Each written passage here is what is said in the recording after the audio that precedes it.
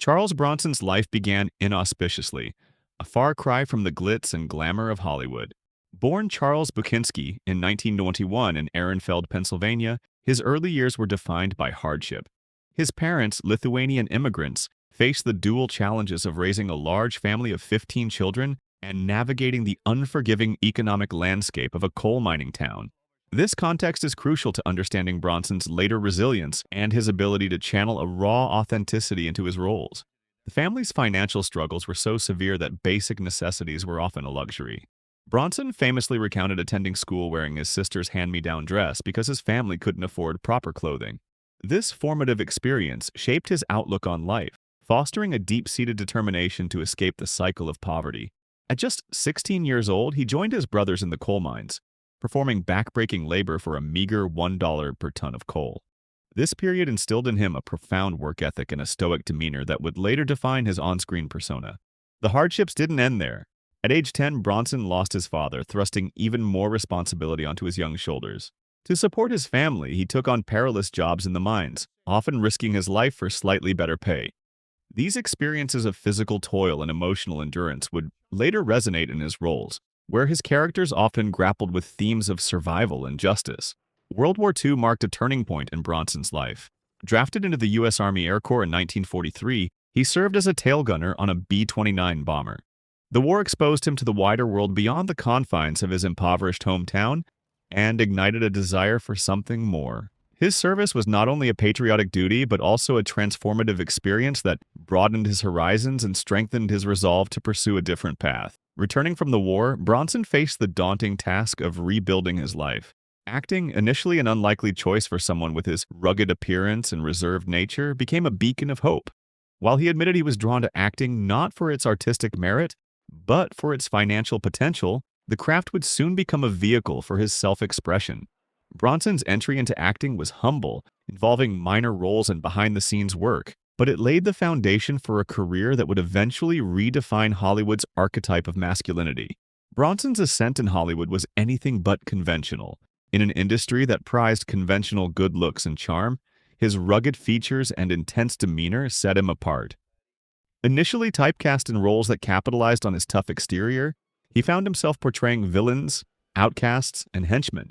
Yet, these roles served as a training ground, allowing him to refine his craft and develop the brooding intensity that would later become his trademark.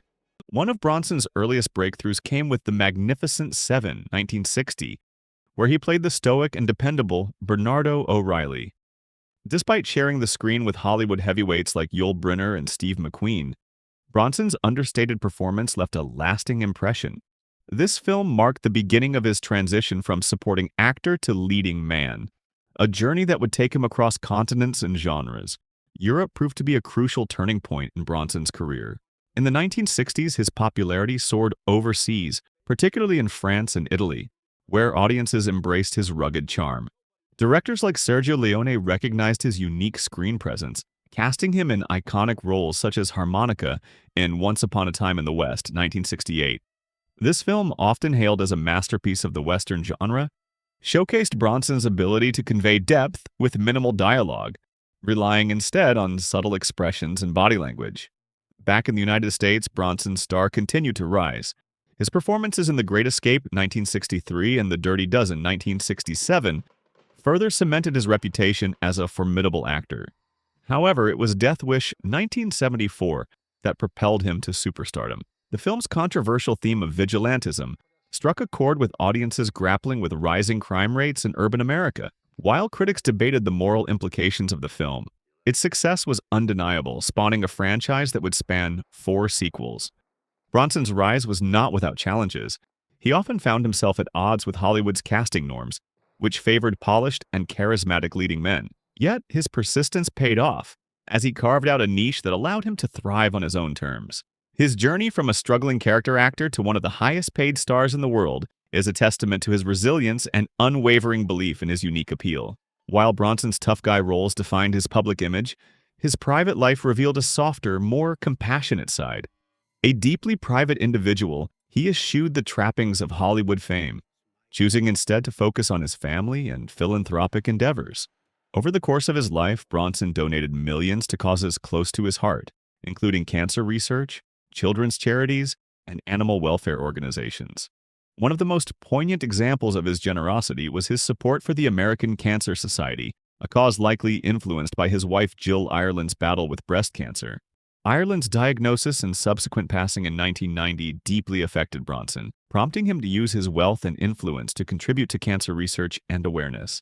His donations to children's hospitals and animal welfare groups further underscored his commitment to making a positive impact beyond the entertainment industry. Bronson's legacy also extended to his fans, one of whom left him a $300,000 inheritance in a handwritten will. This unusual bequest highlighted the profound connection Bronson had with his audience, who saw him as a symbol of strength and resilience. While the inheritance sparked a legal battle, it served as a testament to the lasting impression Bronson left on those who admired him. His own estate, valued at $65 million at the time of his death, was meticulously divided among his family, close friends, and charitable organizations. This careful planning reflected Bronson's sense of responsibility and his desire to provide for those he cared about.